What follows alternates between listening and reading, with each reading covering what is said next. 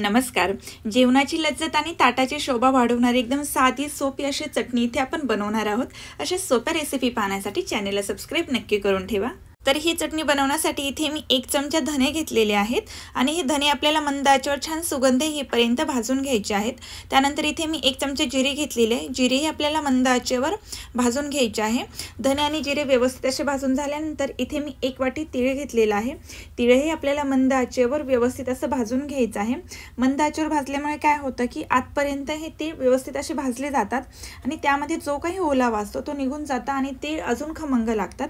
त्यामुळे तीळ व्यवस्थित अशा मंद आचेवर आपल्याला इथे भाजून घ्यायचे आहेत। तर इथे पाहू शकता तिळाचा कलर चेंज झालेला आहे। आपले तीळ व्यवस्थित असे भाजले गेलेले आहेत।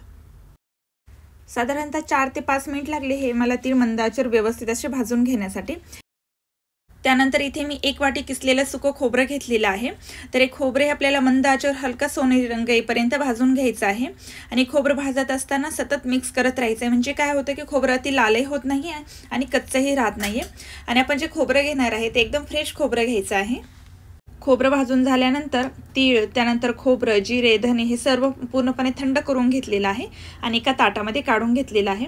त्यानंतर यामध्ये मी चवीनुसार मीठ ॲड केलेलं आहे। तसंच यामध्ये मी 1 चमचा मिरची पावडर घेतलेली आहे। मिरचीचे प्रमाण तुमच्या आवडीनुसार कमी जास्त करू शकता। म्हणजे तुम्ही ज्या प्रमाणात तिखट खाता त्या प्रमाणात मिरचीचे प्रमाण कमी जास्त करू शकता। इथे मी 7 ते 8 लसणाच्या पाकळ्या घेतलेल्या आहेत। हा लसूण इथे मी आधी खलबत्त्यात थोडासा ठेचून घेतलेला आहे आणि यामध्ये ॲड केलेला आहे आणि हे सर्व आपल्याला मिक्सरमध्ये चालूबंद प्रोसेसने जाडसर असं वाटून घ्यायचं आहे।